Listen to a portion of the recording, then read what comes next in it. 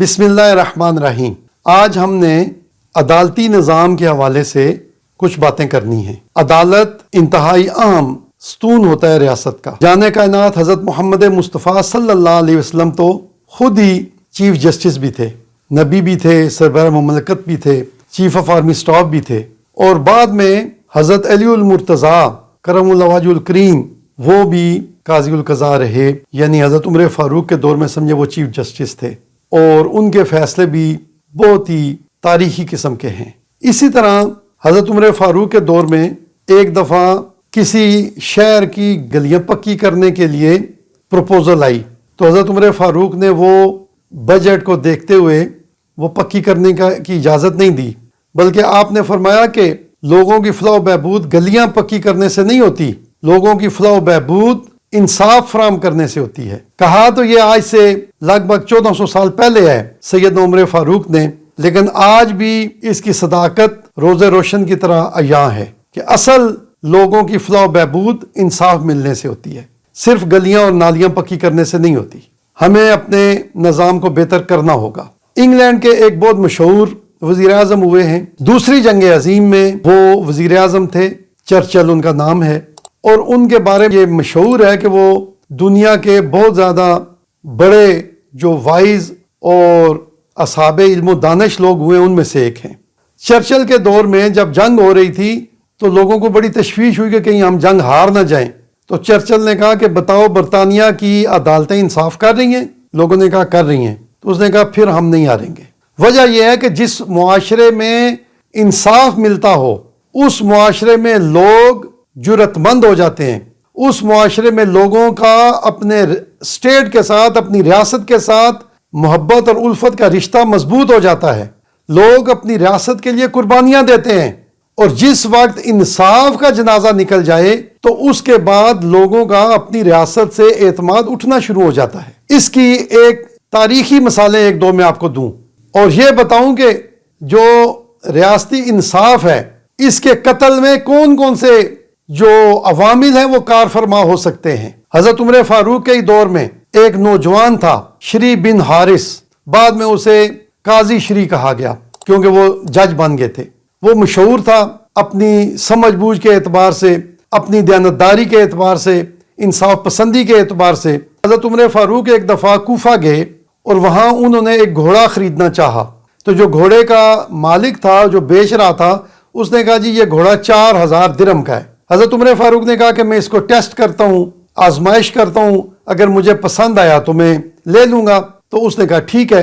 حضرت عمر فاروق اسے لے کر گئے تو دوڑایا اسے، تو وہ گھوڑا گر گیا، اور گرنے کی وجہ سے اسے ایک نشان لگ گیا، چھوٹا سا زخم ہو گیا، سمجھے داغ لگ گیا اسے۔ تو واپس آئے تو آپ نے فرمایا مجھے یہ گھوڑا پسند نہیں ہے۔ تو اس نے کہا نہیں بھی پسند تو اب آپ کو لینا پڑے گا۔ حضرت عمر فاروق نے کہا کہ کیوں؟ انہوں نے کہا آپ نے میرے گھوڑے کو داغی کر دیا ہے۔ بات نے طول پکڑا تو اس آدمی نے حضرت عمر فاروق کو کہا کہ جناب آپ اس طرح کریں، ایک کوئی سالس مقرر کر دیں، اور سالس کے لیے اسی نوجوان کا نام انہوں نے دیا شری کا، شری بن حارث۔ انہوں نے کہا ایک عراقی ہے، اس سے ہم فیصلہ کرا لیتے ہیں۔ حضرت عمر نے کہا بلاؤ۔ وہ آیا تو حضرت عمر فاروق نے اسے اپنی بات بتائی، گھوڑے والے نے بھی بات بتائی، تو اس نے جانتا تھا کہ یہ امیر المومنین ہے، یہ بھی جانتا تھا کہ یہ بڑے انصاف پسند ہے، یہ بھی جانتا تھا بڑے روب اور دبدبے والے ہیں، لیکن اس نے کہا کہ امیر المومنین آپ اس آدمی کو 4000 درہم دے دیں اور اس سے گھوڑا لے لیں۔ تو انہوں نے کہا کیوں؟ تو اس نے کہا کہ کیونکہ آپ نے اس کا گھوڑا داغی کر دیا ہے، یا اس کو آپ ویسا گھوڑا واپس کریں یا اس کو پیسے دیں۔ تو حضرت عمر فاروق کو اس کی یہ دلیل پسند آئی تو آپ نے پیسے دیے، گھوڑا لے لیا، اور اس نوجوان کو انصاف پسندی کی وجہ سے اور امیر المومنین کے دبدبے میں نہ آنے کی وجہ سے اس کو آپ نے قاضی القضاء مقرر کر دیا۔ تو وہ اس ایریے کا چیف جسٹس تھا، اور تقریباً 60 سال وہ وہاں پہ رہا۔ حضرت عمر کے دور میں بھی رہا، اس کے بعد حضرت عثمان کے دور میں رہا، حضرت علی المرتضیٰ کے دور میں رہا، حضرت امام حسن پاک کے دور میں بھی رہا، پھر جب خلافت اسلامیہ ختم بھی ہو گئی، ملوکیت شروع ہو گئی، تو پھر بھی وہ رہا، حتیٰ کہ وہ عبد الملک بن مروان کے دور تک وہ رہا، اور ہمیشہ اس نے انصاف کیا۔ مولا علی المرتضیٰ کے دور میں بھی اس نے ایک فیصلہ کیا، وہ ایک چوری کی ذرا تھی جو ایک یہودی سے برآمد ہوئی، تو اس زیرہ کا کیس اس کے پاس گیا تو اس نے آن میرٹ فیصلہ کیا، تو اس انصاف پسندی کی وجہ سے وہ یہودی تو خیر بعد میں مسلمان ہو گیا، تو اس نے دیکھا کہ خلیفۃ المسلمین حضرت علی المرتضیٰ کا اخلاق اتنا بلند ہے کہ انہوں نے جو ہے وہ اس جج پہ اثر انداز ہونے کی کوشش نہیں کی۔ تو بہرحال بعد میں یہی قاضی شری تھا، اور اسی قاضی شری نے یزید کے پریشر میں آ کر، یزید کے ظلم اور جبر سے ڈر کر حضرت امام حسین پاک کے خلاف فتویٰ دیا ہے۔ جو بات میں سمجھانا چاہ رہا تھا وہ یہ تھا کہ اسلام کا جو اوریجنل بیوٹی ہے، اسلامی نظام اور ریاست مدینہ کی جو بیوٹی ہے وہ یہ ہے کہ ججز کو انفلوئنس نہ کیا جائے، ججز میرٹ پہ فیصلے دیں۔ تو پہلا آدمی یزید تھا جس نے جج پر پریشر ڈال کے اس سے ناانصافی کا فیصلہ کرایا۔